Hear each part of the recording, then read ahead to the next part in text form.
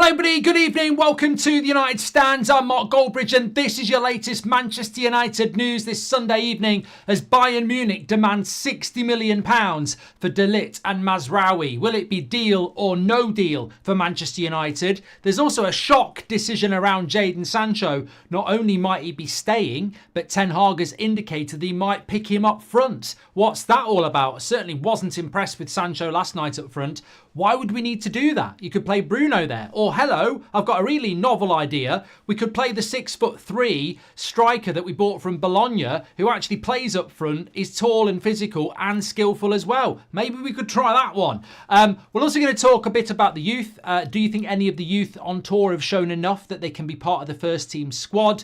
And we'll be talking about the week ahead in relation to potential transfers in and out, but also when will the players from the tour be back in training and who is back in training tomorrow as well. Also, we've got the latest on Wan-Bissaka for you because Manchester United have increased their price. They want £18 million from West Ham. West Ham are still in the race though, so will that slow things down? I guess we'll have to wait and see. Thanks everyone for tuning in tonight. Get your comments in as per usual as well. But let's start off with what Fabrizio Romano has said this afternoon about the Bayern Munich. Oh, can I just say as well, thanks everyone for watching the video this afternoon. Something a little bit different. You know, some people have made comments about us doing a bit of edited content. It's not a new idea. When we started YouTube 10 years ago, that's what everybody in the football space was doing. Little 8-minute videos with edited clips. It seems to have gone full circle. So we've just gone back to doing a couple ourselves just to see what they're all about. But yeah, thanks everyone for supporting that. Nice to try some new things, of course. But let's talk about what Fabrizio has said. We've got Fabrizio on the show actually tomorrow, and I'm doing it because Beth's in LA. So, or she's still in the States. So we'll be speaking to Fabrizio tomorrow afternoon live on the channel. Make sure you smash a like and subscribe. But what he has said in relation to De Ligt and Mazraoui is that Bayern Munich have made it very, very clear that they want £60 million, just under £60 million in fact, 59.6 million, 70 million euros for the pair. You know what? Actually, apologies. I should have set this up before. So let me just do this because I want to ask: is 60 million fair for De Ligt and Mazraoui? Just interesting. I mean, you're not the CEO. You're not the director of football, but you are Man United fans. Yes or no? Let us know what you think about that. Yeah, so they want £60 million for the pair. Well, we know that they want 42 for De Ligt. That would mean Mazraoui's valued at about 18 million. Look, Fabrizio also said that both players have basically been informed by Manchester United that they want them both, and that that basically they just need to wait and be patient. I mean, the trouble with Manchester United is it's all right telling a player to wait and be patient, but we've had Amrabat on a bloody exercise bike for 6 weeks. I mean, how long are we going to make these players wait to save a couple of quid? I mean, look at how long it took to do Dan Ashworth. So, I mean, I'm not massively happy about how long we're making these people wait when actually I actually think that the price of 60 million is probably a little bit too much. I agree with Pratic. I think 55 million would be about right. But, I mean, what I would want to know is that 60 million and the deal's done, or do they want fucking add-ons on it as well? I mean, that's another important thing to know, isn't it? So, look, Bayern Munich need to sell. Of course they do. They're a bit like us. They can't afford to just not do deals. They need to be doing deals, of course. And to be honest with you, let's just be bloody honest here. I couldn't give a shit if it's 60, 55, 65. Just do the deal. At this point, it was quite a novelty. It was quite a novelty in late June when we were bidding for Branthwaite and Everton wanted 70 million. It was like, forget about it. We'll just walk away. Whereas now, the novelty's worn off. We're playing Fulham in less than 2 weeks. I need better players in this team. So just get the deals done. You know what? There is a time to be clever. There is a time to be patient. There is a time to negotiate. But there's also a time to get on with the start of the season. And I'm just very worried about potential points, not points deduction. I'm just worried a little bit about whether we could be picking up enough, dropping points in key games. I suppose that's what I would say about that. So 86% of you are saying yes, £60 million would be fair.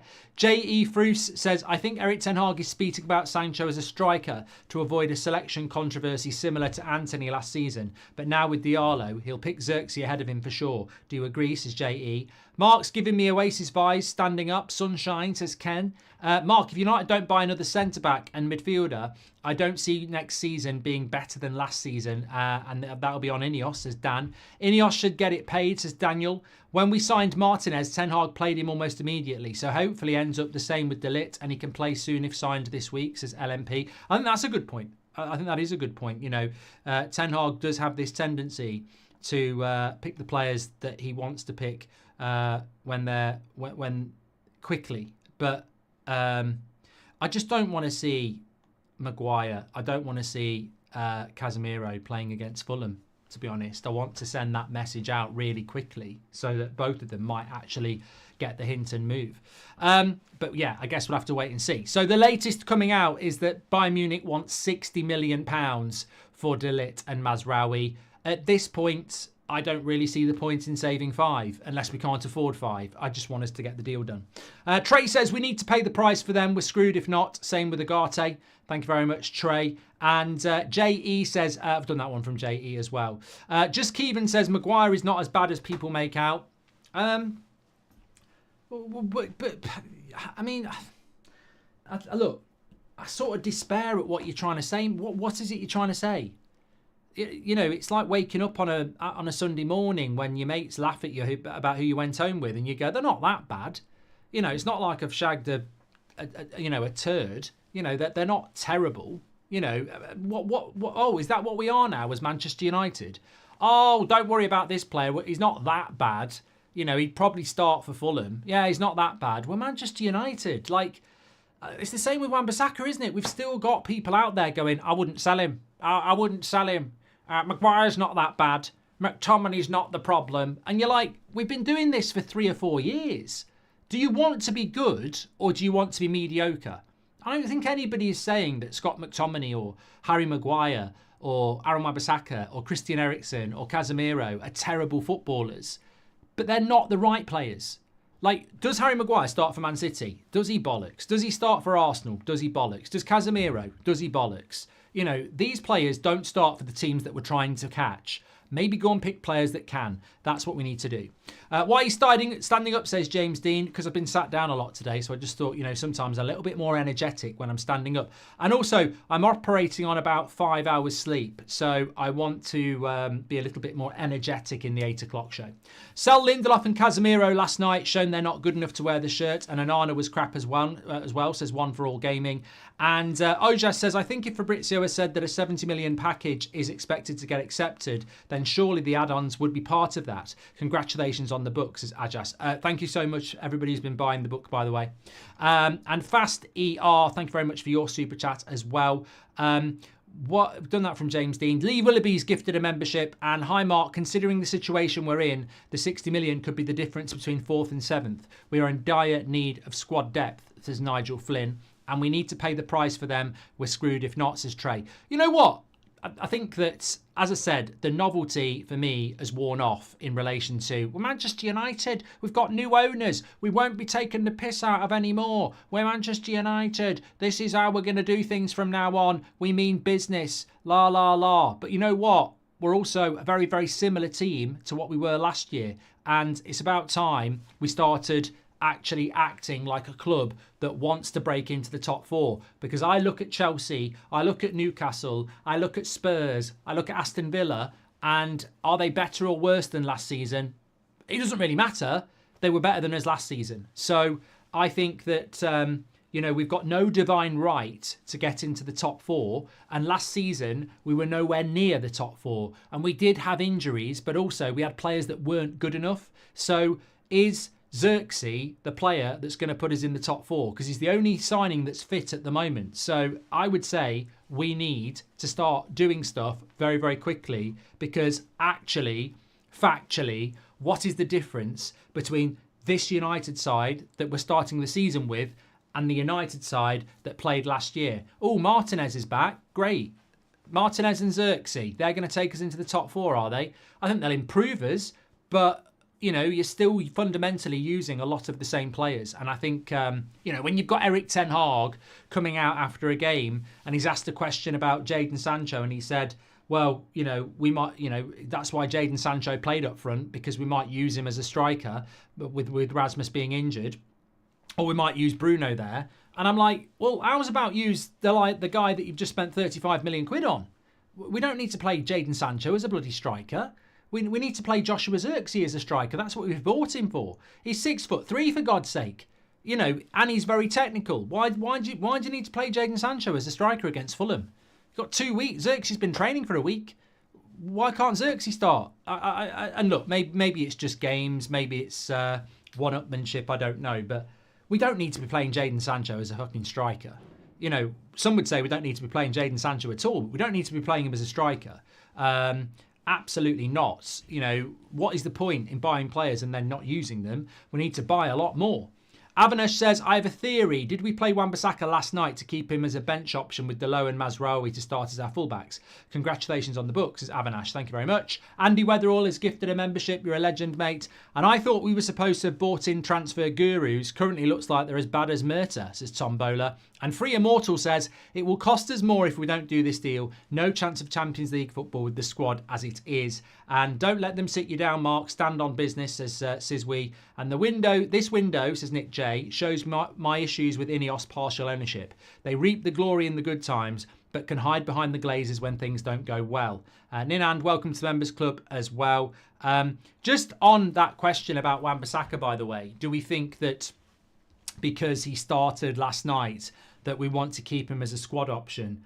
We can't afford to keep him as a squad option. We can't afford to keep Wan-Bissaka and sign Mazraoui. Otherwise, we would already have done it. It is absolutely as clear as day that we want to sell Wan-Bissaka to buy Mazraoui. So we're not going to buy Mazraoui and keep Wan-Bissaka. I don't know why we played him last night. I think it was a massive, massive risk that could have bit us badly on the backside. Fortunately, it doesn't look like it has.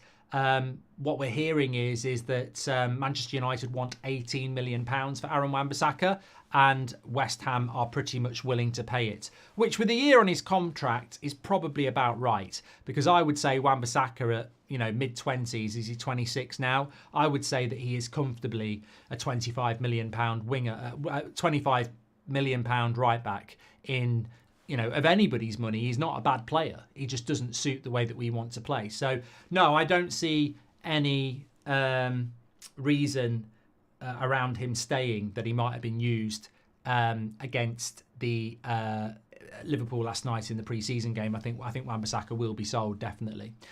Sean Turner, thanks very much for your super chat. It is a Sunday night show, the flagship show of the United Stand, so please do get your comments in.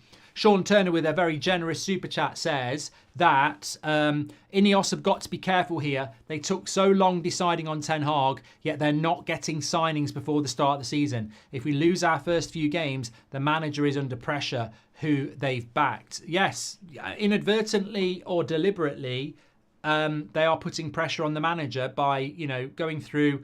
I mean, Sean's right, really. They embarrassed the club in a sense by how long they took to make the decision. And then having made that decision, they haven't backed that manager. I mean, let me just play this out for you. Imagine if Thomas Tuchel had took the job. Imagine if we had brought a new manager in and then they weren't getting supported. It doesn't reflect well on Ineos, because I don't think we'd be in a different situation with a new manager. I think this is negotiations, cash flow that is slowing everything down. And yeah, ultimately the manager does suffer when the board don't deliver. Shalmuk says we got Botman unproven for 40 million. Delit is a steal. And right now the midfield is arguably weaker without Amrabat in the squad. We need to get Agate in quick as well, says Emily Derry. Thank you very much, Emery. And 60 million for the pair is more than fair. Starting to worry about how this window is panning out, if I'm honest, says Jay. And Slippy Stevie G says, these 3 deals have had all the joy sucked out of them due to inefficiency. Yoro and Xerxes were the spin signings. Now normal service has been resumed. And Ash says, will the real Mark Goldbridge stand up? I'm definitely standing up, mate. Well, 86% of you are saying that £60 million, 70 million euros is a fair deal for De Ligt and Mazraoui, which is what Fabrizio has been saying this afternoon is the package that Bayern Munich want. At this time, in this window, on the 4th of August, with less than 2 weeks to the first game of the season, I think £60 million for Mazraoui and De Ligt is an absolute steal. Well, it's not an absolute steal. It's not a steal, actually. I've got that completely wrong. It's a good deal. It's a good deal. At this time in the market, if it's June the 1st, maybe you spend the next 6 weeks negotiating with Bayern. But on August the 4th, 2 weeks out from Fulham, 60 million for the 2, you're not being robbed. You're not being robbed. They might flop, but you're not being robbed. Any transfer can flop. I just say just get it done. And I agree with Ken Shambles. It's just get it done. Get it done. It's a fair deal. We're not having our pants pulled down. I mean, look, when you look back at Jadon Sancho for 75 million, or you look at Paul Pogba for 89, or you look at Anthony for 90 million euros, or you look at 80 million pound Harry Maguire, we knew from day one that's a lot of money. We knew from day one that was ridiculous money. I think 40 million or 42 million for De Ligt and then 18 million for Mazraoui, they're both around their mid-20s. You're not having your pants pulled down. They're fair deals. So I just think get them done. And I mean, look, 2 years ago, we paid over 60 million pounds for Casemiro and 90 million euros for Anthony. And the reason we paid that was because it was the end of the transfer window and we were desperate. We are now approaching the end of the transfer window. I don't think our negotiation position is going to get any stronger. So just go and do the deal that looks like a reasonable deal to do. Because I don't think we're going to get...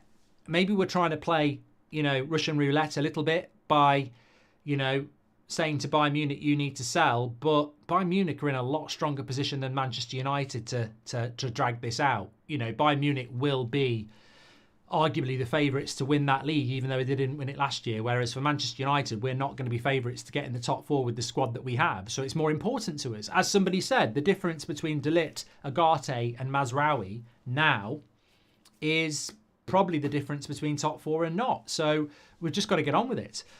Guillermo says, I was at the game yesterday. Our defensive line was horrible. They were too low. The centre-backs would not step up and press the striker. And the gap between the midfield and the defence is too big. And we've seen this so regularly, Guillermo. We've seen it so regularly, haven't we? You're absolutely spot on. DK said, what I heard on German Sky from Florian Plettenberg, Bayern want 50 million euros fixed and then add-ons. United want to pay 50 million euros with add-ons. For me, 45 plus 10 add-ons euros is okay. CSRRR says, I think Saudi will come back for Casemiro and I think we will sell Sancho, Wan-Bissaka and McTominay before the end of the transfer window. Yes. I mean, I do think there is a big chance that Casemiro will still leave. It's got all the trappings of, oh, we love Casemiro, he's a captain, he's such a big important player. Oh, Saudi want him, get him out. It does. I might be wrong, but that's the way I read it. Sancho, I don't know. I mean, I would say that Jadon Sancho is a little bit like Mason Mount last year, where it was like, had a good pre-season, but where's he going to fit in? But this year for Sancho, it's like, well, he's back, but where's he going to fit in? Even more so. For Mason Mount, you can see he's going to get some game time. I don't see where Jadon Sancho fits in. I can see him staying, but I would say, even if you want to play him as a striker, I'd play Rasmus, Xerxes and Bruno ahead of him as a striker. Maybe even McTominay if he stays. As a left winger, I would play Rashford and Garnacho ahead of him. And as a right winger, I would play Ahmad, Garnacho ahead of him. As a number 10, I would play Bruno and Mount ahead of him.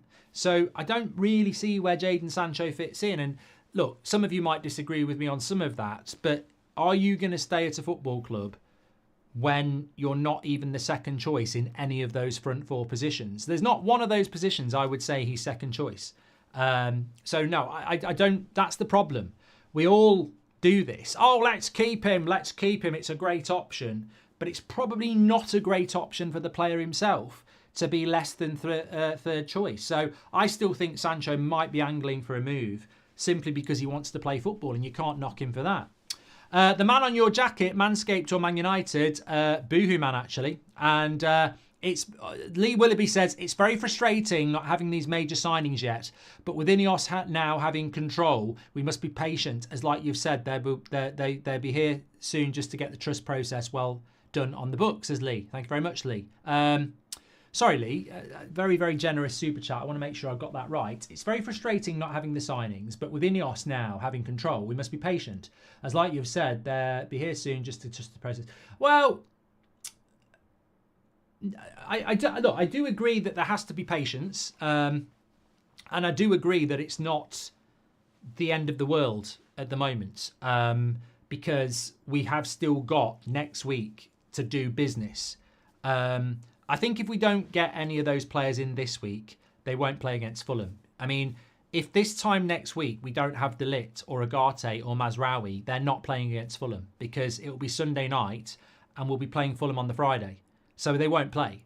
So if these players are going to play against Fulham, then they need to come in this week. So I wouldn't, scream and shout and let it all out just yet, because there is still a chance that we can do those deals this week. But if this time next week we haven't got them, then I think they have to be criticised a bit. And I think they did. I think they would accept that as owners of Manchester United, that it's not acceptable. And the big problem for me is, and somebody just said it before, is that we can only be true to ourselves. And there has been a lot of credit handed out to Ineos this summer. I think the Lenny Yoro deal, let's not forget, was remarkable.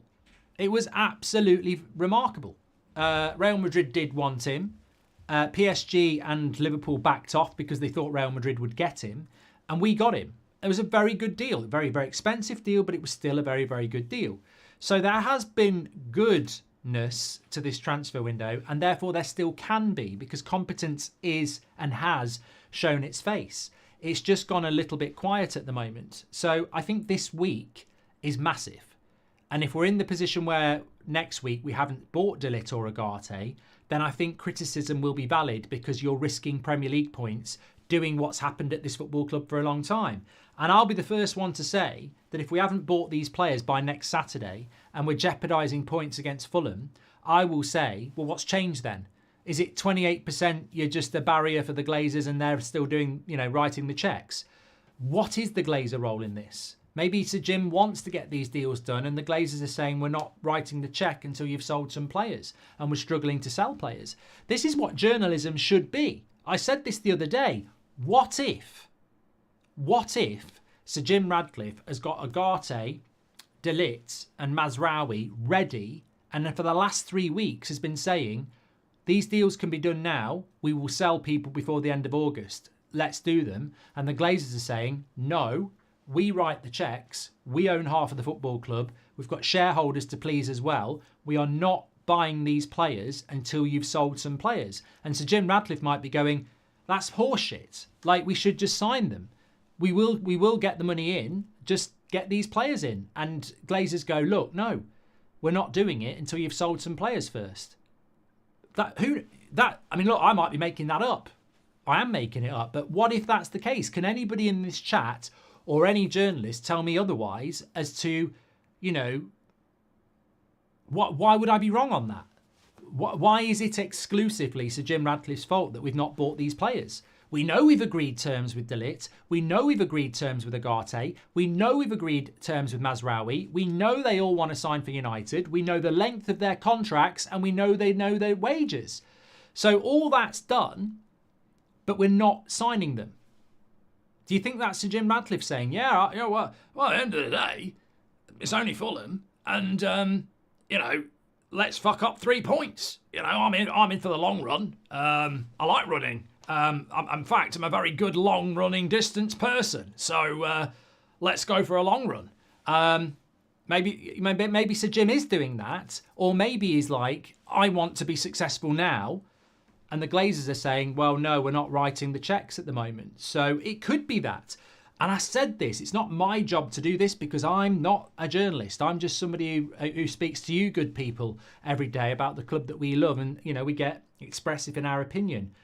But, who knows what's going on at Manchester United? It's very weird. And one of you said it earlier, and you're absolutely correct. If we're going to be completely honest and fair here, are we not feeling the same as we did with Paul Pogba, with Harry Maguire, with Jadon Sancho, with Bruno Fernandes, where deals that would have been quite exciting if we got them done relatively quickly are losing the hype because we just aren't getting them done? I mean, look, if we'd had a here we go on De Ligt in the first week of July, we wouldn't have given a shit about when he was holding the shirt up. We would have got really excited. But if we don't get a here we go on either of these players by Wednesday, we're like, well, they're not going to do the medical before Thursday, and then they're not holding the shirt up before Friday, so they're not playing against Fulham the following Friday. So, the excitement is being zapped out again. And hello, it's Beyonce. That's not what she does. That's it. Let's put a ring on it. Deja vu. It's deja vu, isn't it? This is not, as things are at the moment, this is not a new Manchester United in the transfer window. Yoro, yes. Xerxes took a long time. Xerxes did take a long time. It did. It took about 3 weeks. And that was a bloody release clause. Yoro was exciting, but are these deals any different to any other deal that we've done under the Glazers in relation to how long they're dragging out? I mean, De Ligt's been going on for 6 weeks. Agate's been going on for 5 weeks. I think Mazraoui's already been going on for about 2 weeks. So, yeah, it is a little bit similar at the moment. But look, maybe we're going to blow the bloody doors off this week. And that's why, for all the concern, and I am concerned, I would just say, let's just see what happens between Monday and Friday, because things can change very, very quickly. And, we have put bids in on more than one player at once already. So if they suddenly, look, Mazraoui and De Ligt, hopefully, fingers crossed, is one deal. So some people will be looking at this week and going, we've got to get 3 signings in. Actually, if we're lucky, Mazraoui and De Ligt will be one deal, which means Agate is 2 deals. So hopefully that can happen. What a great point, says Lee Willoughby. Well, I don't know which point you're on about, mate, because I do make quite a lot. I tell you what, I'm absolutely loving doing the show as a stand-up. I feel it's much more interactive and I'm much more energetic. I mean, I don't know whether we'll do it every show, but I have quite enjoyed it so far. Mark, don't you think we overstretched ourselves with the Yoro deal and now the need to sell first and hence the delays? That's a great point from Free Immortal. That is a great point. Did we spend most of our budget on Lenny Yoro so that now we're a little bit short? But then the answer, it's a great point, Free Immortal, but I don't agree with it. See, some people say you're quite rude when you don't agree with people. I think it's a great point by Free Immortal, but I disagree with it, because as much as £52 million is a lot, we know that Real Madrid wanted to pay about 35. So why did Man United pay 20 more? Because Man United paid a lot of money, but they're doing it over a longer period of time. So we already know with the Yoro deal that it is £52 million, but it's over 5 years. So we can't have blown everything because we're paying it off over 5 years. So at most, we'll have given them 15 million. Sir Jim sounds like Sean Dyche, says Ben. Well, at the end of the day, if you listen to Sir Jim, he is very like this, with a bit of a posh twang. So, I look at Arsenal and fair play. They've stuck with their manager. But, we need a Wembley of the North. We do. We need a Wembley of the North. Sir Jim sounds like Sean Dyche. Sorry, me again, says Nigel Flynn. Counter argument to my last super chat. We beat City in the FA Cup final. Starting formation was a false 9. I'm doubtful though, says Nigel Flynn. We probably do it again. This window gaslit is nicely in the beginning. It says Manchild. 6 days before we play City and it's worse than I could have imagined. We're not ready, plain and simple. Manchild, all I'm going to say, because I want to talk about some of the bits on the show now, all I'm going to say is, can we make an agreement as a community that we're worried, legitimately worried, let's say that, But can we reconvene on Friday night? Let's just give them the next 5 days and see what happens. If by Friday night we haven't got any players in, then I think the shit should hit the fan and it should be what the hell's going on, because we're jeopardising Premier League points. But 5 days back in the UK, I just got a feeling we won't be in the same position. Look, I want to do a poll actually. 86% of you say £60 million is a fair price for De Ligt and Mazraoui. This one's an interesting one because I was asked this question. I think it's a cracker. Basically, talking to somebody this afternoon, I was watching some football and I was having a chat with somebody and they said, we were talking about Man United, another Man United fan from the Midlands, which is great. And they said to me, look, they were talking about the transfer window, funnily enough, and they said, and I was saying to them, look, this week, let's see what happens. And they said, well, I don't see Man United signing De Ligt and Ugarte in the same week. So if you've got to choose one, which one would you want for Fulham? So I'm going to ask you, who would you rather have for Fulham? It's a great question, isn't it? That's what you get on here, interactiveness. You know, we're not always just about the news. I think our strong point is actually the community and the conversation. So, yeah, I thought it was a brilliant question. And it's probably a question based on sound knowledge. I still think there's a chance that we get Ugarte and De Ligt in this week. But I might be stretching. I might be being naive because it might not happen. In which case, if I had to pick between De Ligt or Ugarte for Fulham, it's actually really easy for me. And I've not seen the poll yet, so we'll have a look in a moment. But it's really easy. It's De Ligt. It's De Ligt because if you play De Ligt, he's played with Onana, I think. Has he played with Onana? Look, he's played at Ajax. He's played for Ten Hag, and so has Martinez, and so has Onana. So the defensive line straight away will be high. And if we've got a defensive line that's high, even if you pick Casemiro, it will make us more compact.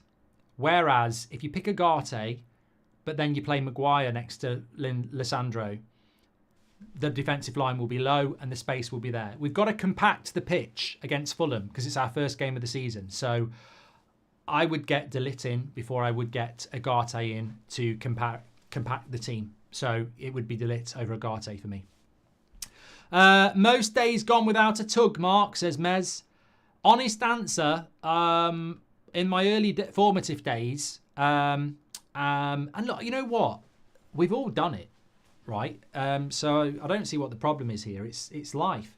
In my formative days, I was enjoying this newfound mechanism. Couldn't believe it. And it was a real eye-opener.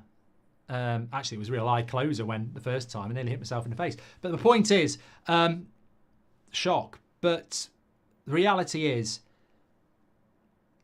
I did stop doing it because somebody said to me, it's a sin. And I thought it was a sin. And then after a few weeks, I realised, well, a few hours, I couldn't stop. So, yeah.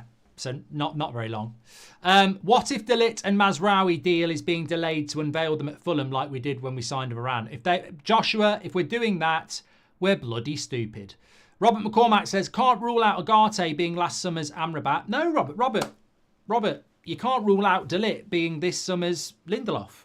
You can't rule out Ugarte being last summer's Amrabat. You can't rule out Mazraoui being this year's Gabriel Heinze. You know, any signing can flop. God, Roberts, you're absolutely correct. You know, we don't always agree, but you're right. Like, I will never listen to any United fan or any Liverpool fan or any Arsenal fan who, when their club make a signing, go, we've just signed a worldie. Because I remember Varane. You know, Juan Sebastian Varane into a midfield that already had Keane, Giggs, Scholes and Beckham. I was like, we are going to win everything in world football for the next 5 years. And Varane didn't work. So any transfer can flop. But you've got to try. I'd be happy with De Ligt and Mazraoui and Amrabat, says Keel Robinson. What if the De Ligt and Mazraoui deal is being done? That one from Joshua Aiden. You are standing, might as well dance a bit, says Parker. What a great point, says Lee Willoughby. I'm just keep getting drawn back to that. And Fundamental MTB Coaching says, hi, I'm currently filling up the birth pool for my wife to birth our first child. I'm just going to be respectful. Hashtag exorcist noises incoming. Thanks for your great show, says Fundamental MTB Coaching. Well, this is what I love about our community, is that we've got all people doing all sorts of things. You know, sadly, sometimes we get people saying they've lost loved ones and this community has helped them. Sadly, we sometimes get people who are struggling with mental health and they say that this community has helped them. Sometimes it's somebody's birthday. Sometimes they've just got married. And Fundamental MTB Coaching is currently filling up the birth pool for his wife to give birth. I mean, lots of people do it. I just hope you're not getting in the pool with her, because trust me, mate, it won't be like the paddling pool that you have when your mates are around in the summer and it's a nice, clear, like hot tub. When that thing gets messy, it ain't going to be clear water. And also, sometimes they can let one out the other end. So, but look, it'll be a magical moment. And people are saying, what's a birth pool? Look, I've got friends who've used it. And some people just really enjoy doing it. But yeah, no, not for me. Not for me. But you know what? On a serious note, you're about to do something that's absolutely amazing. It's a gift. Not everybody can do it. Some people can't get a girlfriend. So, you know, but no, seriously, yes, it's an amazing thing. And best of luck to you both and congratulations. How long you had the standing desk, says AZ? About 24 hours. Yeah, lots of people have mentioned to me to get one. It's a game changer. We are the original gangsters when it comes to live content. We know everybody copies what we do, whether it's watch-alongs or live streaming or whatever. How long until people start getting stand-up desks? I give it a week. Wake up, we got no cash flow. We can't sell the deadwood. What should Ineos do? Vita, I really thought you were going to do a rap then. Wake up, we got no cash flow. We can't sell the deadwood in the hood. But you didn't. You just said, what should Ineos do? Which sort of killed it. Wake up, we got no cash flow. We can't sell the deadwood. What should Ineos do? Yeah. Miles Doig says, piss myself laughing at people actually thinking De Ligt is slow. How can De Ligt be slow and yet he fundamentally is a high-line centre-back? Doesn't make sense. Go and watch him. You really do need to do that. You really, really do. Clayton Daniels says, why can't we be as ruthless as Juventus? I mean, this is a great point. This is a great point by Clayton. Can I just say you're absolute legends tonight. I love the Sunday night show because it's fundamentally the first flagship show. We used to do one show a week on a Sunday at 8 o'clock. Me, Kevin, a few others. So it's always a special place show, a Sunday night show. So thanks everyone for tuning in. We've got nearly 16,000 tuning in. You're absolute legends. Make sure you're tuning in this week. Every morning at 10 o'clock, every night at 8 o'clock, and every afternoon at 2 o'clock. This is going to be a big week. Subscribe, bottom right-hand corner, smash a like on the video. It's going to be a big one. I've got a 5 for the Toblerone-sized poo, says Fundamental MTB. Oh, he's got a sieve. He's got a sieve for the Toblerone-sized poo. Be quick with the sieve, because bits can still go through. It's like brown juice. Coley says, yesterday was my birthday. Aside from my selfish wants, I hope we do well this season, and whatever happens, stay united as a community. Ricardo says, my wife gave birth and our child had complications. We're stuck in hospital for a week. Watching the United stand helped a lot. Been here since 300k. All the best to you and your wife and your newborn child, Ricardo. And hopefully you'll be home soon. Clayton made a great point. And I saw somebody in the comments make it earlier. Maybe it was Clayton. Juventus have basically said to players, you're not part of our plans. You're not going to be picked. Chiesa's one of those. Motta's the new manager there. Chelsea have done it with Conor Gallagher as well. It's a great question. Thank you very much for it. I want to talk about the youth in a moment. But, I mean, why can't Man United do that? Answers in the chat. Why can't they do that, Manchester United? Why can't we be ruthless like that? Why can't we say, for example, to somebody like, I don't know,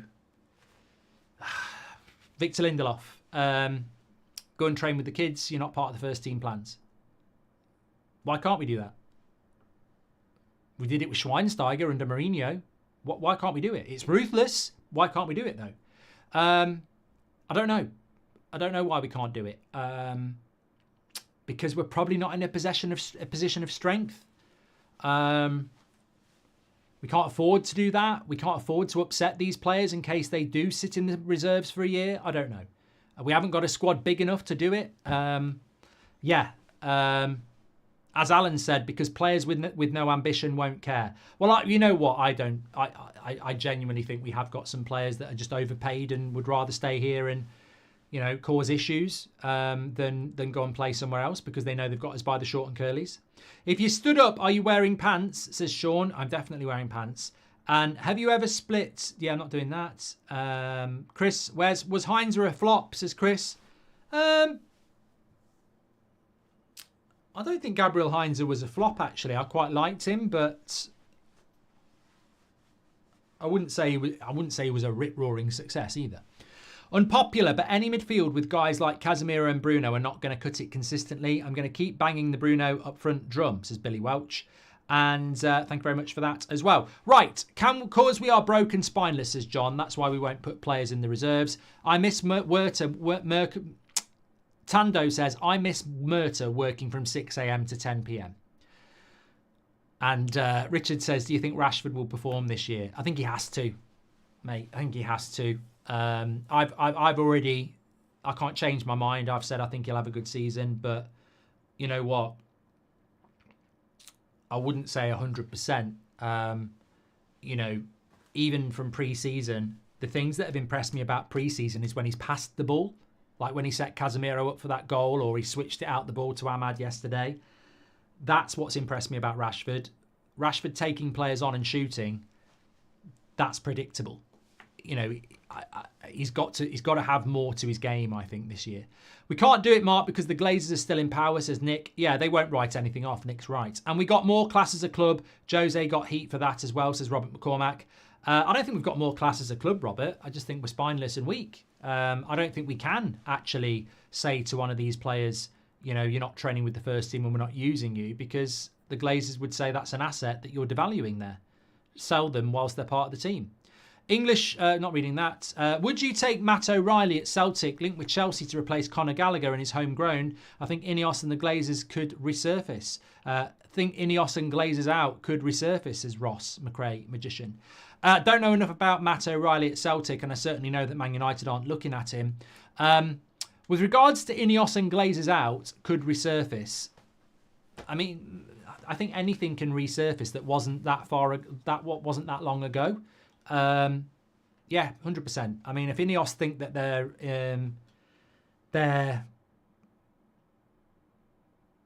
invisible or immune to criticism, look at what happened when they were thinking about sacking Ten Hag. So Ineos have already felt the wrath of this fan base. They can feel it again. If they fuck up, they will get criticised. They're not immune. I'm not sure if it's true, but I'm seeing a lot of rumours about us going for Ben Chilwell from Chelsea. I mean, I hope it's a load of bollocks, the fallen. He's basically a Poundland Luke Shaw in ability and injury. Is there a possibility that even if Rashford has a good season, he gets sold anyway because of his wages, says LMP? No, I don't think there's any ambition to sell Rashford if he plays well. Luke says, I may have missed it earlier. When do we sign the next targets? What's your opinion? Says Luke. I think this week is the big week. I can't guarantee it, but I will give Ineos those 5 days to see what they can do, because if we get to Friday night and they've not bought anyone, then I think it's open all hours, isn't it, on the criticism that will surely come. On to something more positive. Let's just have a quick chat about the youth. Genuinely want to know. Oh, sorry. Let me just answer the poll. Who would you rather have for Fulham, De Ligt or Agate? I'd said De Ligt anyway, because he can make us play a higher line, whereas if we have Agate but Maguire or Lindelof play, it will be a low line, or Evans. So I agree with you on that one. The third poll of the evening is going to be around the youth. Who will play more first team minutes? Collier, Amas. What a question. That's mine, by the way. I didn't get told that one. So who will start more games, who will have the most Premier League minutes? And don't do it on who you prefer.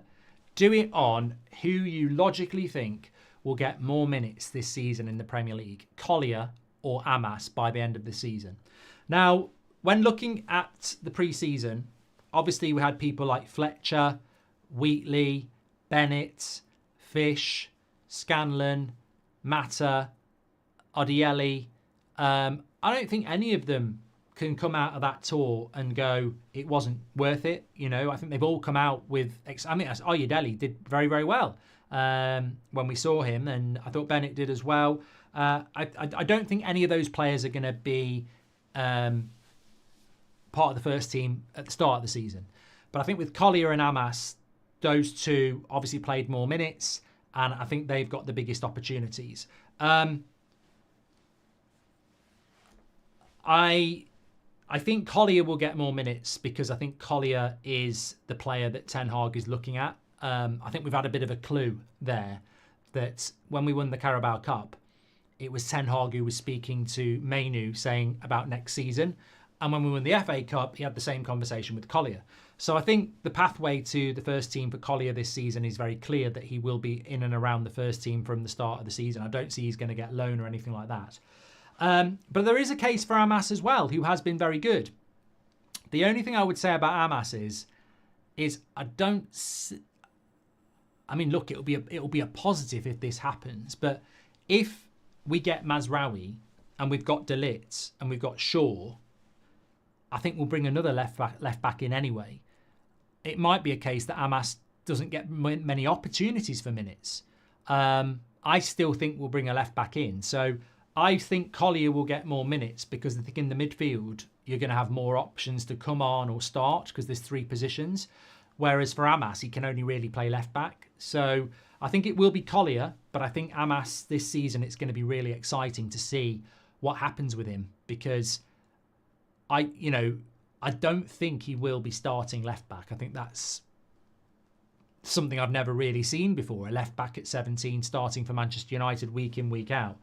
But I do think he impressed a lot. I think he comes with a high pedigree, and I think he will be in and around the first team squad a lot. But if we bring a left back in, like I think we will, I think he will. I don't think there'll be that many opportunities for him to play. But got a bit of Fabrizio news coming in, by the way. Always nice when we're not live. Let's have a look what he's saying. Atletico Madrid, I've done that one. It's not on his Twitter, so I might need a little bit of help here. I presume it's coming in from somewhere else. Is anyone going to tell us what the news is?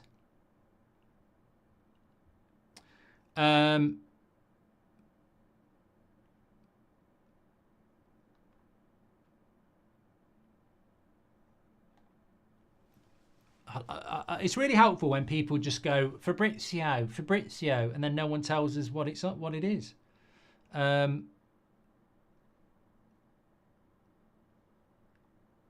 So 51, it's about 50-50 in the live chat about who will get more minutes, Amas or Collier, which is interesting. I think a lot of people will be voting for who they want at the end of the day. But ultimately, I think that we've got a scenario, of course, where it will come down to what Ten Hag decides he wants to do, isn't it?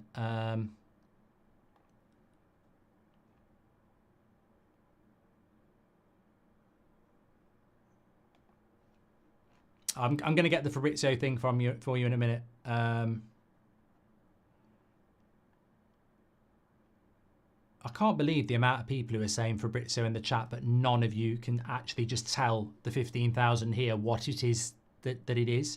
I'm not going to go off and watch a fucking YouTube video when I'm live on YouTube, am I? So we're live here. Can somebody just not tell us what the update is? Because it's clearly not here we go anyway. So this is going to be a really big letdown from the chat. I think I'm going to ban the word Fabrizio when I'm live. But then if he tweets here we go, we'll miss it. Yeah. Can we get the moderators to just put these people into timeout for doing it? Because they've just basically they're like the biggest cock teasers in the world. What's the point in telling us? There's absolutely no point in telling us this news. And you've just took the flow of the show, completely killed it. Oh, here we go. I've got it now. Thanks to the chat for this on a Sunday night. You've really added so much to the show. In the next days, movement is expected at Man United. They've been in contact this weekend and will push to get a deal done for Mazraoui and De Ligt. Not a great deal of new stuff. Seems like they'll try and do another double bid. Wow. Brilliant. Thanks, everyone. You know, it was well worth it. Absolutely superb, that. It's not like we haven't been talking about that for the last 45 minutes, that this is going to be a big week at Manchester United. So no news then, basically. Or basically the news we've just been talking about for 45 minutes, that how this is a really big week for Man United. It's a really big test for Ineos. If they haven't got De Ligt or Agate in by Friday, they're not going to be playing against Fulham, and that jeopardises points. So, no, look, on a serious note, I go back to what I was saying before. It's a big week for Manchester United, but nobody can give any guarantees. I guarantee you, we've got Fabrizio on the show in real life at 2 o'clock tomorrow. If I say to him, Fabrizio, guarantee us live on the United stand that we will have signed Agate and De Ligt by Friday, he won't do it. He'll say there's a chance, they're working to do it, but he won't say that it's guaranteed. So for me, that's the thing. I think it can be a big week. I think it has to be a big week. We've got to prioritise that Fulham game and 3 points at home. And to do that, you've got to get these players in because we clearly want them. But we can't guarantee it at the moment. What we want is a here we go. What we do not want is another Pletty goal, Ornstein, Romano update saying United are really trying to get this deal done. We know we're trying. We know it's concrete. It's a solid Blake. And we know we've bid already. But we can't have another update like that. And I don't blame Ornstein or Romano or Plettigol for giving us that update. They've got, they're journalists, and they want to give the news. But as fans, we can't have another update of it's close, they're trying, they're pushing hard, they're concrete. We need, here we go now. That's what we need. Hi, Mark. And also, Mark Allen says we need to sell McClown. In relation to Agate, do we need to sell McTominay before we can get Agate in? That's the thing as well. Hi, Mark. Do you think that Rasmus and Diallo will have a good season? And are you looking forward to the Community Shield next week? Bingle, I'm always looking forward to watching Manchester United play. And I think the Community Shield, whilst it's pre-season, it's about as competitive as you can get. It's like the perfect pre-season game. So I am looking forward to it. And as much as it's pre-season, if we got beat 3 or 4-0, it would be a problem. So I am looking forward to it, yes. United told players to wait as they will be back, says Tusha. We should loan a left-back, says Casper. And James says, on a positive token, with this management, you don't think all the mess will be cleaned up in 2 to 3 years? Then we can have proper transfers repeatedly, says James. Look, in the future, transfer windows will be better. We won't have Casemiro on 350k a week in 2 years. We won't have Maguire on 190k a week in a year. We won't have Eriksen on 150k a week in a year, and we won't have Sancho on 250k in 2 years. Things will get better. Fact. Some people do want to moan. They want to just see the world burn. It's not a nice situation, and it doesn't necessarily help us this summer, but we will change because we're not handing those contracts out anymore. We're not. Yoro's not on 200 grand a week, and Xerxes not on 150 grand a week. So as long as we don't hand those contracts out, then things will get better.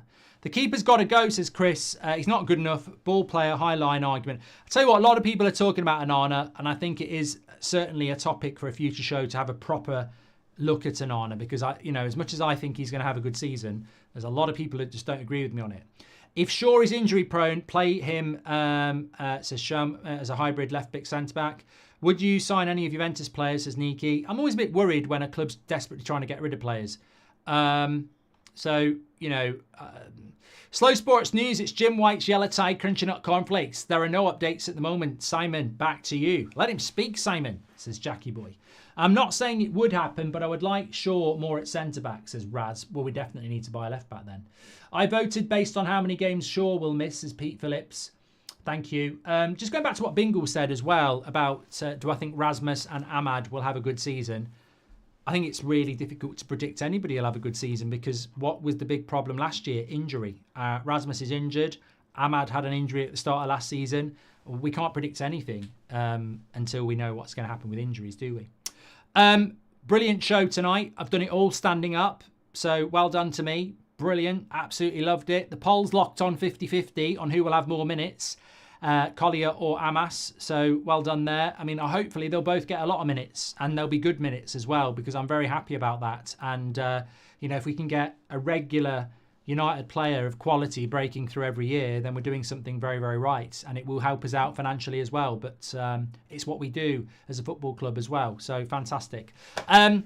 Just want to say, this is a big week. Make sure you smash a like and subscribe. Let's hope United can hit the week hard. We might even get some late night week streams, which would be great. Some here we go, some shirts being held up. This is what we need. That tour is over now. The players on the tour will be back in training on Wednesday, preparing for the game on Saturday. Bruno and Garnacho and Martinez and everyone will be in tomorrow with Xerxes. So lots to get involved in. Shea Lacey will make the first team this season, says Solo Liam. 100%. I think he's got a great chance. I think, people, it's not just the people who are on the tour. There's a lot of young players that could come through. Obi Martin, the lad that's going to come in from Crystal Palace.